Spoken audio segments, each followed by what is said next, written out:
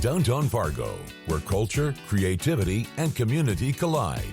You've heard the headlines. Now hear what's really happening. Bringing the best of Broadway direct to you. The stories, the people, and the places that make downtown the heartbeat of our city. This is Rocky's Downtown Hour with Rocky Schneider. Happy Friday, everybody. This is Rocky Schneider on Rocky's Downtown Hour. We're going to cover all things downtown for the next hour, and part of this is leading up to our June election. First Tuesday in June. I need to look up what date that is, but make sure you're ready to come out and vote. You know, our June elections are city elections, or primary elections, I guess they're called. But locally, that means the city gets to vote, and it's pretty low voter turnout. I think we end up with less than 20% of the people actually voting. And so we all, in between these elections, we sure like to talk about the city commission and what they're doing, or property tax issues or safety issues. That's where these decisions get made. So you're relying on 20% of the people to come out and tell you who your leaders are. And so I just encourage everybody, try to make time to vote and learn about the candidates. And I'm going to do my best to try to get you that information as well here. Matters to downtown because downtown matters to the entire city. And just want to refresh that. I think I've seen a lot of maybe neighborhood on neighborhood comments on social media lately. And it always just kind of confuses me. I mean, I get when sports teams are at each other, and it's kind of fun to have that sort of tribal aspect of my team versus your team, or Fargo versus West Fargo even, but I think when it comes down to, our local community, I don't understand going after a different neighborhood. And I know downtown gets picked on, or South Fargo, or, Moorhead, or whatever you're going to call you. Like, you want your neighborhood to be better than a different neighborhood. But when you all share a tax base and you probably work in a different neighborhood than you live, I don't understand beating up on your own city. It's one of those things that's always confused me reading that online. I want every business to succeed in town because it means they're paying taxes, which means I pay less. When you have vacant buildings or empty buildings, they're not paying taxes. And so we're paying for, everyone else is paying for that, right? And so it's a parking lot doesn't cost a lot of money actually to have a parking lot in a city. It extends the roads, extends the snow plowing, more time to get around for the police and other services, more underground cables and wires and everything else. And so we all do better when we all do better. And so I just encourage everybody to think about that. Like, what are you getting out of that? We need to lift each other up, and hopefully going into the new year, people have taken a look at their own online activity and kind of reassess that a little bit because, downtown, for instance, bubbles to like 40,000 people over a weekend. Every day, 8 to 5, we have a corporate traffic coming in and out. Yeah, there's 5,000 people that live downtown too, but it balloons during the daytime when people come to work. And so, when you work somewhere, you want that to be nice too. And you want your home to be nice. You want where you work to be nice. And let's lift that up because Fargo's growing, and that's okay. And some people like to live in the suburbs. Some like to live in the core neighborhoods.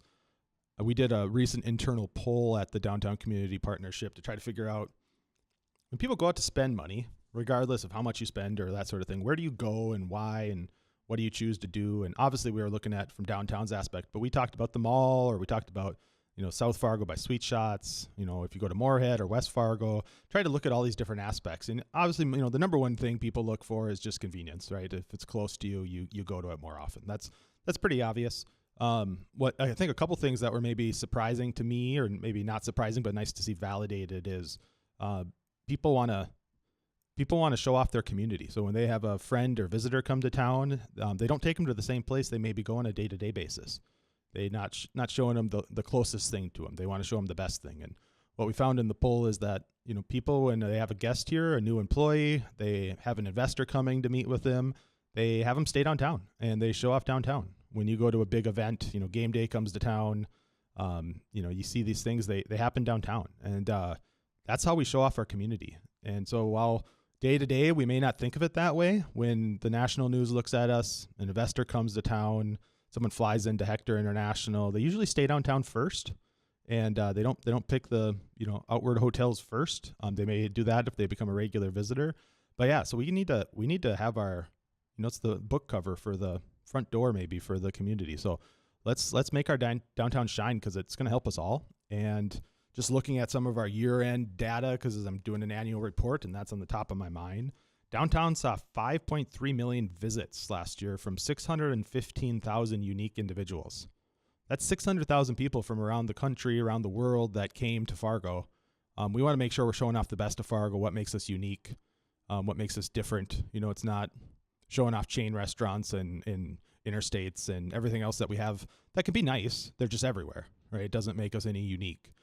We want to show off something that makes us unique, our unique mom and pop stores or our restaurants, and they are all over town, but they're consolidated downtown as well. And that's where we need to shine, because that's what comes back in more visitor spending, more tourist traffic, more investments. And so think about that. We looked at our traffic downtown as far as visitor traffic, not car traffic, but about half the people that come downtown are Fargo residents. About another 20% come from, the region, like Fargo, West Fargo, Moorhead, Horace, those type of things. But 30% of the traffic downtown comes from outside the FM metro area. So that's a lot of people making an opinion about where we all live based on coming to downtown Fargo. And so just, maybe let that sink in. So if we want ourselves to shine on the map, right? We were talking earlier in my little lead into the show about flooding, and flooding is how Fargo used to be known, right? There was a period there for late 90s, early 2000s, 2011. Flood was probably the number one Google thing for us in Fargo. And now our downtown Bison, you think about what makes it here. Our poll actually showed younger people don't really think about us nationally as a cold place to live. That's not their top thing anymore. I think as you get older, maybe we get more cynical and we say, we're known for our cold. But I don't think people want to be known for that. And so let's think about, what do we want to be known for? How do we lift that up? How do we sell ourselves? It's going to help us all out. Maybe just to give out a shout out to a couple of businesses that started over this last year too, because again, we all talk about more when a business closes than when it opens, and it's just the nature of humans. But I had a breakfast burrito this morning at Maria's, and so it's on my mind and in my stomach right now. So let's talk about it. We have Maria's Burritos, and great menu. They have horchata, everything else. I didn't know they were open for breakfast, so I was walking by and I saw that. But they're right on MP Avenue. Smiling Moose was there a few years ago, and MP Avenue right off Broadway. I think they had a food truck in town for a number of years, so you maybe had them at some event. But they're over for breakfast and lunch and dinner, and they have all the Mexican staples. They have a corn soup today, I think, too, and it was delicious. But other things that opened up, Doggy Doctors, the kind of for dog haircuts and those sort of things. Joy Studio is a lady from China who has really unique, stylish clothes and purses and different things. Check that out. Nova Eatery, it's a restaurant up on 4th Avenue in the old Birnbaum space. She also, that conglomerate that owns that, also owns Luna, and you're probably familiar with her restaurants around town. Fresh is a juice place on MP Avenue right across from where the new Fargo Moorhead Community Theater is going in this year. We're excited about that. Dollar Tree, of course, on Broadway opened up. We have Little Bodega. If you're looking for just a really good, solid deli sandwich, she used to have the Detroit Deli food truck, or probably still does, but Little Bodega on 2nd Avenue, right, near Broadway Square. It's a great sandwich shop if you just want to walk in, grab a deli sandwich, and walk out. It's nice. She has good little produce there and everything else. Nash Family Bacon. Again, he was a guest on our show, and anybody that makes bacon just for a living, and that's his passion. He's a pretty cool guy. I like their bacon. Here and Now Barber. Everyone needs a haircut, but we have a new barber shop downtown, kind of by Spicy Pie, and can't think of her name right now, but she has a website. Pull it up, Here and Now Barber. Pilates House is the newest one, I think. Pilates House is over by where Taco John's was, by Casey's and NDSU there, right on 10th Street. And it's in the old architecture house there. That's been a few different things, but now it's the Pilates House, and it looks really cool. I think they have a massage therapist in there as well. But if you're looking for a cool place to go work out or get your Pilates in, Day One Nutrition on Broadway opened up on the 400 block as well. And so we have a bunch of things. I'm almost excited about the MP Avenue parking ramp. It doesn't seem as exciting, but people around here are really weird about parking ramps. We like to see where we're going, I guess, but I park in a parking ramp every day, and I haven't had snow on my car once yet this winter, and it's pretty nice. I'll take that. But I think there's more we can do to talk about that. And I'm excited. Later in the show, we're going to have Senator Josh Boucher on. He announced he's running for mayor. He represents downtown Fargo right now, so I'm looking forward to hearing about his vision for the future, and just let everybody know. Any candidates out there, we hope to get them all on our show, because this election in June is going to be really important. It's going to set the tone for what we're doing in Fargo and what we're talking about and what we're striving to be as a community. So we'll hear more about that later in the show. And when we come back, we're going to talk about push carts, food carts in downtown Fargo. Welcome back. We're talking about push carts in downtown Fargo. Push carts are what the city ordinance calls the food carts, the taco and hot dog and, people selling on the street on the carts. And so push carts has been a discussion, I think, for a lot of years. I think the program in Fargo has been around, 16 years or something like that, maybe longer in some different forms. I think, it's originated maybe when we needed more food options, more late night food options, and it was a way to kind of add to the vibrancy of downtown. I enjoy them. I don't maybe stay out that late anymore to get the kind of after bar close type food carts, but I like them at lunch. They're fun when it's a nice weather outside. We have Charles from Soul Taco, who sells right at Broadway Square in the corner there, and I see him, almost every day in the summer when it's nice out, selling there, having a good time, playing some music, talking to people. I like that activity.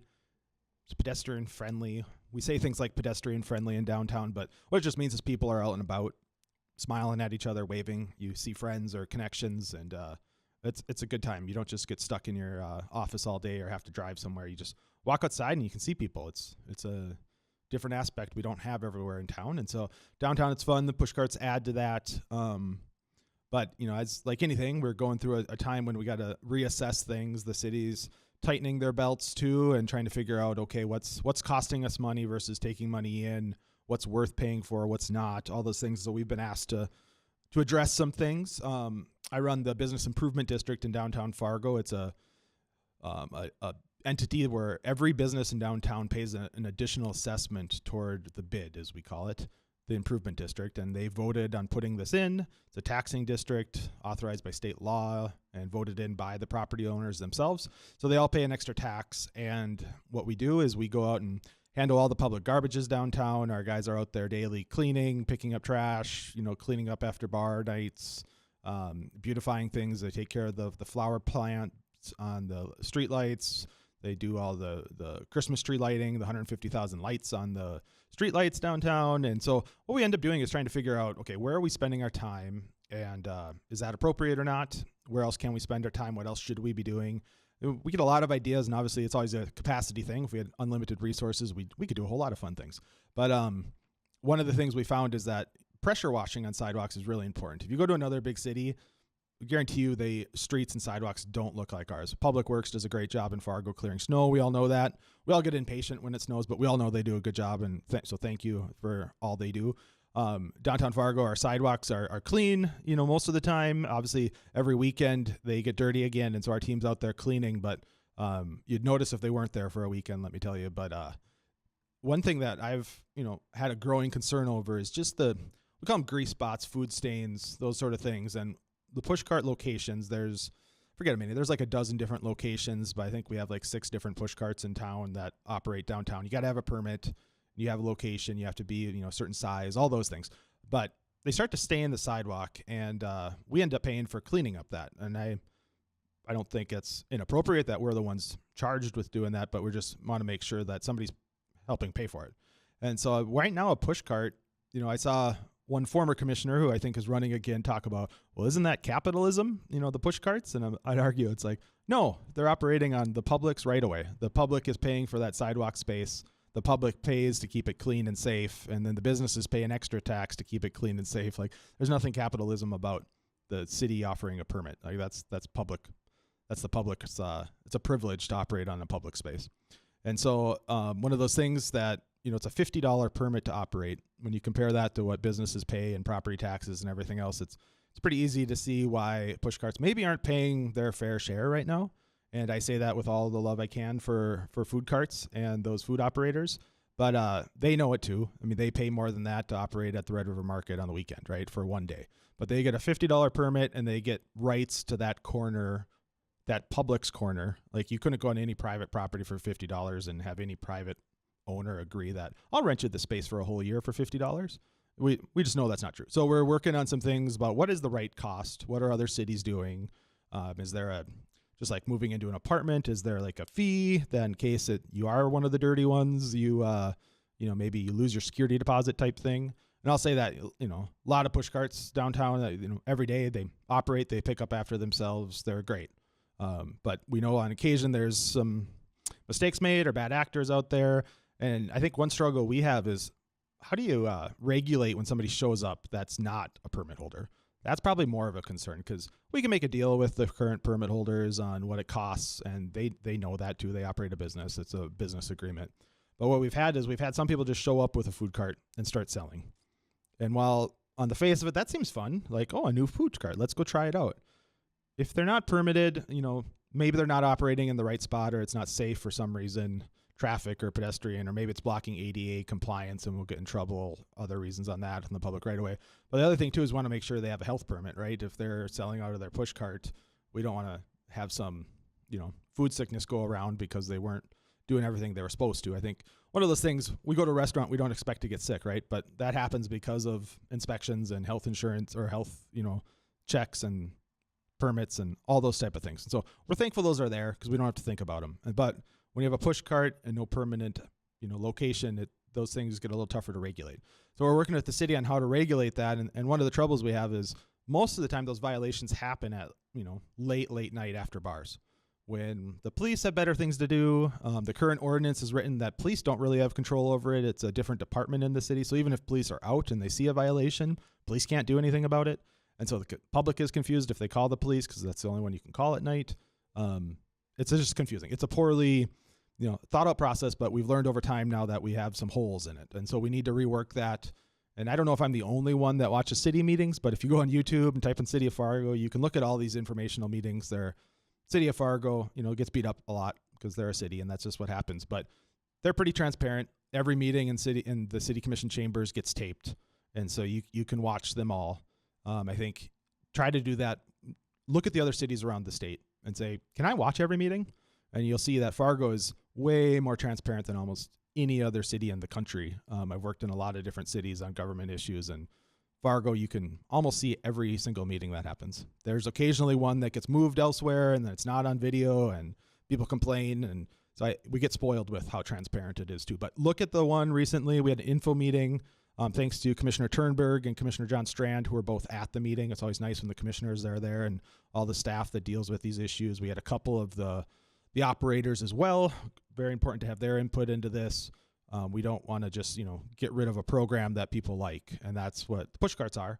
But we also just need to figure out how are we getting parity, but really how do we regulate? How do we protect those push carts? If they're going through the process of getting a health permit and a city permit for a location and they're following all the rules, you don't want somebody to come in and then breaking all the rules or potentially getting people sick and those sort of things. So it's always get emotions raised whenever you start talking about anything in the government and people fear what possible changes can come. But that's how the sausage gets made. You got to have those conversations, and we want to keep people safe, but we also want to keep people having fun downtown. And obviously the bar scene downtown is still very, very popular and it's still going strong. And so that was a big thing that happened this week. I encourage everybody to look at it. It's not the only thing going on downtown. We have a couple new businesses, I think, opening up soon downtown. I'm happy that the engagement center is now a final decision that that's going to be relocated. So I think a lot of the issues we've seen downtown will be different. I say that, not one extreme to the other, but the current location of where the engagement center is, where they offer a lot of services to homeless folks and the unhoused, it's not a great location. It's the old police station, and nobody wanted it there. It was just happened to be there during COVID, and they had the building open. So we've worked with the providers to find a new location, help them get some funding, and now that's being worked on, and we should start to see transition of that over the next couple of weeks here. And so that'll be really nice. What it does is sort of change migration patterns of where people go for services, but it also consolidates services, hopefully make it more efficient and more effective. And it also, moves it from Broadway, which people can say what they want about it. That's a good thing for our community. When you have commerce and culture and tourism, you don't put different types of businesses there, right? I'm a land use planner. I guess I was on the planning commission for 11 years. You don't put in an industrial site in a residential site, right? So you start to break it down, like what land use things make sense next to each other. That probably wasn't the best one to put right next to Broadway. And so we'll just move it. It doesn't disappear the problem or anything like that. We still have to deal with it. Still need more resources. They still need help. You can still debate what type of services they have there. All those things happen. It's just let's put it somewhere where it makes sense and where we can continue to build upon our tax base growth that we have. Downtown Fargo makes up 10% of our tax base. If we didn't have that, everybody would be paying an awful lot more in taxes. And so we're lucky to have a downtown, and ask any other city in the metro area, they'd love to have our downtown too. They know the tax base it gets from it. That's why West Fargo and Moorhead, you see them working so hard to press their downtowns right now. They know the value in that. And so while tongue-in-cheek, they make fun of Fargo sometimes in our downtown, it's a good thing. Cities with downtowns have a lot of money, and that's better. And so if we don't like paying high taxes, let's keep encouraging tax growth and property tax growth, turn parking lots into buildings, and that's how you make things more efficient and more effective. And not to mention, it brings fun things to do. A lot of culture comes in. Fargo Theater's turning 100 this year, and I just bought a couple of their theater seats, and so I'm looking forward to they have new seating there too, and just a lot of stuff going on in the new year. And when we get back, we're going to talk about what's going on in the future. We have Senator Josh Boucher on with us next. Welcome back. I'm joined in studio by the one and only Senator Josh Boucher. Josh, welcome back. Hey, Rocky. Good to be here again. I think you might have been on my first show or early. Early. It was this summer. Yeah. One of the shows. I think it's my 36th show now. How's it going? It's going good. Yeah. They let me come back every week. Good. Well, you've got a good groove as I listened as I drove in. So it's fun. Yeah. Well, I'm always impressed by people who can do talk radio, because it's like, what do you talk about? And fortunately, you have a shorter segment versus a 3-hour all morning show. But right. Yeah. Yeah. I love when guests are willing to come on too, because it makes my job so much easier. It's like, I will give you my work, and talk to somebody. And so obviously you've made a lot of news this week. I'm not breaking the news here, but right. What was the news? Yeah, well, I announced on Tuesday night my candidacy for mayor to be Fargo's next mayor. Dr. Tim Mahoney is termed out, and knowing it was going to be an open race, I took a lot of time to think about, is this something I'd be interested in? And after talking to folks and getting strong encouragement, I decided to throw my name in the ring to see what can happen. Yeah, we've been friends for a long time, and I've been active in city politics as city government as much as anybody in the town, and seen a lot of people come and go. And so I always love it when people put their name in the ring, because some years we've had like the county commission, every once in a while you get nobody that runs. Yeah. And you're like, who we need somebody. Well, and as you were talking earlier, just trying to encourage people to participate in our local elections too. Right. In the last 3 elections for local office, I believe it was only about 17,000 folks is the highest number that voted for the mayor position. It's 12% of our population. And so, one of the goals I have is to just get people engaged, help them understand, how important local politics is, especially at a time when, the uncertainty at the federal level. We've seen a lot of things move to the states, but even then the states moving to local. And you look at what Fargo has done for the rest of the state. The innovation and flexibility that has been done over the years, again, our resurgence of our downtown, which I'm proud to represent, the idea of the Renaissance zone taxes. And I think a lot of people think only the big cities are taking advantage of Renaissance zone. There's a lot of small communities that have done it to help fix up their theater or get a good restaurant downtown, and help with some housing. It's been a great tool, and certainly something I'd hope to continue to support. Yeah, my goal is to have every candidate on to really try to push that same message of like, please get out. I always think of the bumper sticker, don't blame me, I voted for the other guy. Yeah. And it's like, how often does city commission topics come up? Like all the time, right? That's like one of the most popular engagement thing on Facebook and all these things. And I'm like, guarantee you most of these people probably didn't even vote. Yeah, you're probably right. Yeah, especially when it's, in North Dakota, you have 40 days to vote, whether it's voting in person at the county courthouse or vote by mail during those 40 days. And then of course, June 9th being election day, there's plenty of voting centers throughout the area to choose from. So you've run, I don't know, probably 5 races now or something like that, and maybe give a candidate encouragement. What does it take to run for office? Well, it certainly takes the idea that you're willing to put yourself out there, and I think that's the toughest challenge for anyone putting their name on the ballot. It's that scrutiny that might come with it, or that exposure. But then certainly, having a team of cheerleaders who are standing behind you and helping you figure out how do you connect with voters? What's your message? How do you make sure you're getting outside of your bubble so you understand what's really going on? But I think the reality is a lot of folks think they aren't qualified to run for office. And I've said this before, as far as my colleagues in Bismarck, there's a number of people that if I were to play back what they say into the microphone, and sell someone else, now do you think you're qualified? Right. Because they certainly think they're qualified, and they're not speaking intelligently or empathetically or focused on moving North Dakota forward. So we need good people to step up at all level. And I think the local level is a great opportunity for folks to, in a nonpartisan way, be able to talk about real issues in their neighborhoods, whether it's the school district, the park district, county commission, city. There's plenty of opportunities.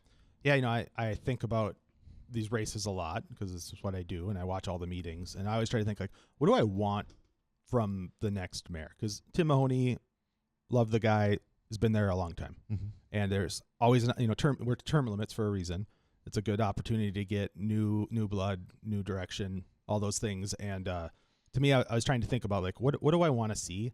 And the best part about having somebody termed out like that is it's a wide open race, right? You don't have to run against an incumbent or an administration or anything. Like, you don't have to look backwards as much as you can look forwards. And that's like, I was talking earlier about, diversion, Red River water supply, all these big projects, things we had to do to protect ourselves. Like, now we get to think about, like, okay, these aren't these have to things. Like, we get to have a vision. Yeah. And well, so that's what excites me. What's the vision? Well, for me, it's, making sure that we are a community that listens, especially as the mayor, getting out beyond City Hall. I think from what I've observed, just based on how things have gone over the last couple of years with City Hall, there's a lot of expectation residents come to City Hall instead of us going to the residents. And looking at what I've done as a legislator, we communicate out during the legislative session to our constituents. We host legislative town halls during the session so folks are informed and they can inform us. And so I would mimic that. Both, I'm going to do that in my campaign, as well as if I'm fortunate enough to be elected, is get out to the neighborhoods, hear what's going on. There's certainly the official notifications that go out when there's a project happening in a community or a neighborhood. But what can we do ahead of time to help have those conversations, especially when I think of what we've done with downtown? How can we mimic that in other parts of town? It might not be about building all the time, but it might be about creating a culture, a community. I love what Folkways has been doing to bring programs downtown, and we see the whole city and even people from the region come to participate in things like that. What would it look like if we partnered with Park District and did something similar twice a year in Rolt Farm for that neighborhood, or down in the Davies neighborhood, or over in Woodhaven? Some of those neighborhoods who might not be as tied to a historical school or a core neighborhood like I'm used to being in, but really helping build that community and getting people out and about into their own neighborhoods. Yeah, identity is so important that way too, where neighborhoods are strong in the core because they've been around a long time and they realize they have this history, but every neighborhood needs to have that. It's good to feel pride in where you're at. Right. You talk about where you're from, all these things. It doesn't have to be tribal where you're against a different neighborhood. It's just you can have pride in your own and still lift it up. I think that's a fun idea. I think you saw it with the police, maybe the chief, had some communication challenges earlier, and he's doing his best to kind of learn from that, I think. And they've done a lot of these neighborhood meetings, and I think it's been successful. A lot of people have shown up. Yeah. And it seems like they've gone really well. Well, and it's been great to see. Exactly. And happy National Law Enforcement Appreciation Day to our local law enforcement. Thank you, everybody. The work that they're doing. Thanks for keeping us safe. Exactly. I've seen those. I've not been able to attend them because I've been out of town, but seeing the citizen engagement, how much it looks like our law enforcement is enjoying the conversations with folks. I just think that power of that relationship, and we've, again, being fortunate, being in the core neighborhood, having neighborhood associations, have generally had those conversations regularly with the officers that work in our beat, and especially with downtown. So seeing that happen in other parts of the city, I think is great. Okay, I'll challenge you one thing, because I've seen what you do. You're my legislator, and so I get a lot of communication. You get to respond to everybody. Fargo's big. Yeah. And so, I mean, it's, I think legislators, I want to say you get a self-importance, but it's like you have a small district compared to what Fargo is as a whole. It's like you're talking about a lot of work. Yeah. And so how do you escalate that from a district to, 10 times that? Yeah. Well, yeah, going from 16,500 people to 137,000 people is a big shift. But the dynamics that changes, as a legislator, I don't have staff. That is all me. So me and my teammate, or running mates and or seat mates, we've been able to manage that. It is a lot, and we know a lot of legislators aren't necessarily as engaged as we are. But then how do we empower the staff at City Hall? How do we work with the great talent that's there to make sure that we are communicating well, we're engaging folks in the public, not just again through the official formats, but does it look like quarterly we're in a different quadrant of the city, having again, bringing the city to folks so they have an opportunity to visit with the water department, the planning department, bring in the parks and school district with us so we can talk about what does it look like in this neighborhood if we're talking about a new school. Are there opportunities to talk about a library branch or a senior center nearby? How do we share those resources as taxing districts? So yeah, it just excites me, the idea of getting out and talking to folks both during the campaign and the mayor's, if elected mayor. But we have a communications team at the city now. I think folks would find a lot more value in that if they saw more engagement happening as part of that responsibility. I think I was trying to add up how many commissioners I've worked with now. It's probably been like 20 in Fargo, and everyone's opinionated, right? You don't run for office if you don't have an opinion, but there are those that are loud with their opinions and those that work together to compromise. I think when I pick a place to eat with my wife, you have to compromise, right? We each have our opinion. And the loudest commissioners, when I look back, they haven't gotten a lot done. Right. They've made their opinion very known. They maybe had a very powerful niche of the public backing them, but they weren't very successful. Mm-hmm. And so the ones that I found more successful are just as opinionated, but they realize you got to get to 3 votes out of 5, right? And so you still got to make a friend. And so how do you bring in a strong opinion representing, whatever you're bringing forward, that group of people? How do you get to that compromise and then celebrate a compromise? Yeah, I think the biggest thing is again, engaging each of the commissioners. As mayor, I would make sure that I'm not picking a team of commissioners who, there might be some that we're like-minded and we're going to work really well together. And then there's others who might have a different opinion, but it's important to bring them along. I think especially as I look at some of the conversations that have happened in the last few months in the city commission, it seems like there's a lack of awareness of what's coming or what conversations are coming to the agenda until the final moments. So how do you make sure we're engaging each other, having those conversations? Because there's also a lot of things we agree on. I think of the housing conversation, some of the meetings I've been a part of as it relates to the homeless community downtown and our neighbors. I've heard every one of our commissioners say they want to help people find housing. They have different ways of getting there. So how do we make sure that we're bringing those ideas to the table, finding common ground, and working towards a solution towards that problem instead of fighting each other about whose solution is better? Okay, we're going to go for a break here, but when we come back, I think I want to ask you, what excites you most about Fargo's future? Great. We'll see everybody when we get back. Welcome back to Rocky's Downtown Hour. We're talking with downtown's state senator, Josh Boucher, who threw his name in the hat this week to run for mayor. This will be an open seat. I think we have 3 sort of announced candidates. I don't think anybody's an official candidate yet. You're still collecting signatures and that sort of thing, but you have until April 6th. April 6th. So if you're interested, we're going to have at least 2 commission seats open and mayor spots open, obviously. Josh doesn't want anybody else to run, but that's okay. No, but more competition's good. I think it gets ideas out there. It's a way to get, I think Josh and I were both young candidates at one point in our lives. It's a good way to get your message out there. I think I've seen a lot of people at the city that have run for city commission that end up, they get in a lot of forums and they get, in the paper and those sort of things. They get a platform and then they end up opening a business and talking about it, or they're on a city, commission or a committee or something in the community. It's a good way to throw your name in the hat and you get involved. Right. You learn a lot. Well, in our generation, especially, our average age in Fargo is 34. And so, representing that demographic. I've always liked to be above average. So that's great. Yeah, I'm in my 40s. I don't know where you're at now. Oh, yeah. But 44. 44. Okay. So, yeah, just the next generation of leadership. I think there's an opportunity and there's a vibrancy. And you see what, the millennials, Gen Xers, in terms of the amount of travel they do and the ideas they bring back to our city. And that's when I think of downtown and how I love it so much is when I travel, I like to be in a downtown. I like to be in a community where it's walkable, I'm eating, I'm enjoying the nightlife, seeing the arts community and what else is going on in that community, and then come back and know that we have that in our own state. And I think there's a lot of folks throughout North Dakota that our downtown is that for them. They get to come in and enjoy being downtown, whether they're doing an Airbnb or a hotel or spending a day there while they explore other parts of the city, the zoo and Plains Art Museum and such. Yeah, I don't know if you heard my stats, but in 2025, there was 615,000 different people that came to downtown Fargo. Yeah. 30% were from outside the Fargo-Moorhead area. So whatever that is, 150, 180,000 people. came back and left an impression of whatever Fargo was based on what they saw downtown. Yep. Downtown. And again, then what we're doing in other parts of the city, bringing the FM Science Museum and trying to develop that so it's a destination.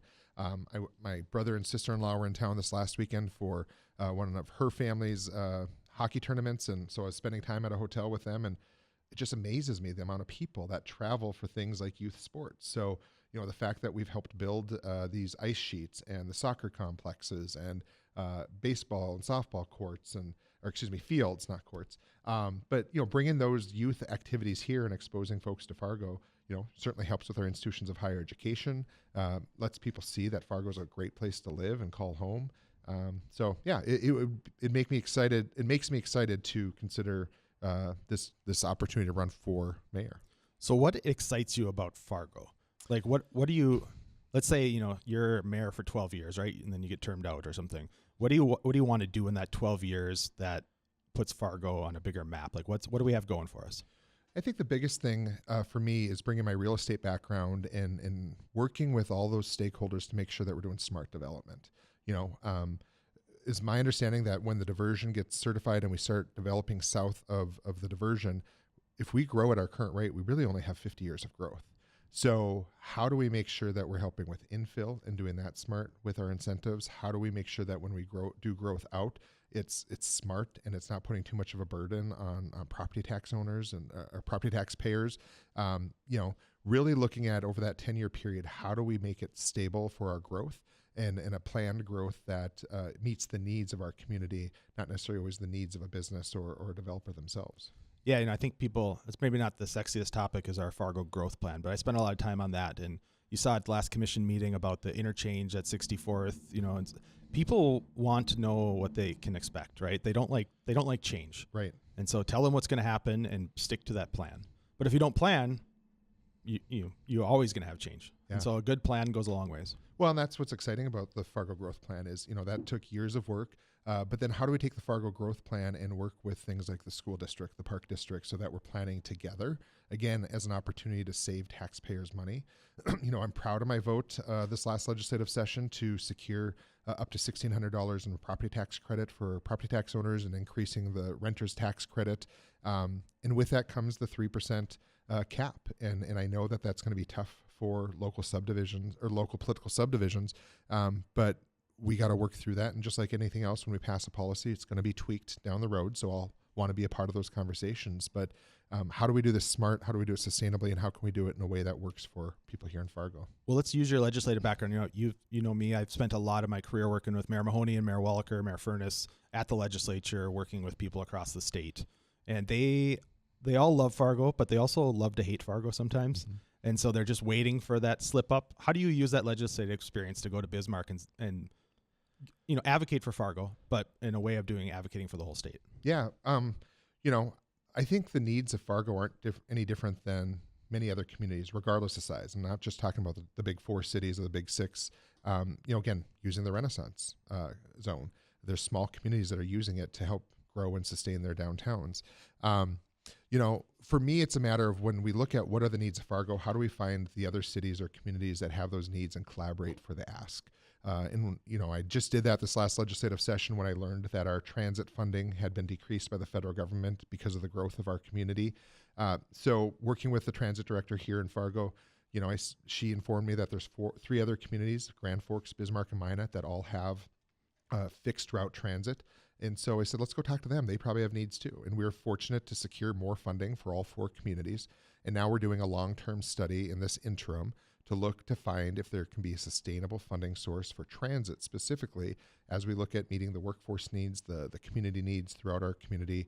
We hear from folks in Horace and South Fargo, especially Davies, that the bus routes don't go that far, but there are people, and we're building housing in which folks would like to use the transit system. So what does that look like for our communities? And okay, let me ask you one tough question, because I've heard the Fargo Commission referred to as must-watch TV lately, and that's not a good thing, right? I mean, I think we like our government boring, and so how do you lower the temperature at the commission dais amongst the commissioners? Because it's a lot of 3-2 votes, and that's okay. People can disagree, that's fine, but you can do so respectfully. You've been on the winning and losing side a lot of things. How do you get on with that and move on, right? Well, I think part of it is setting the tone and the expectations of us as elected leaders. Certainly in Bismarck and the legislature, there's plenty of things that we all don't agree on, but there's a lot of things we agree on. And I think that's what doesn't get told, is the things that are working and moving forward.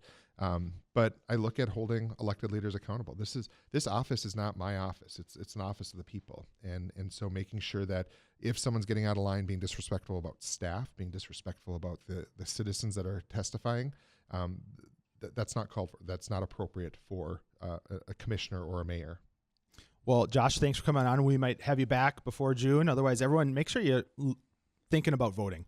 I encourage everybody to get out to vote, learn about it. There'll be lots of forums, lots of opportunities to hear from the different candidates. Compare, contrast, and ask yourself, what do you really want representing you, and who can you work with when you have an issue? That's, Thanks, Rocky. Love the show, and it's great that we get to highlight downtown. Awesome. Thank you, Josh. Take care, everybody. Have a great weekend.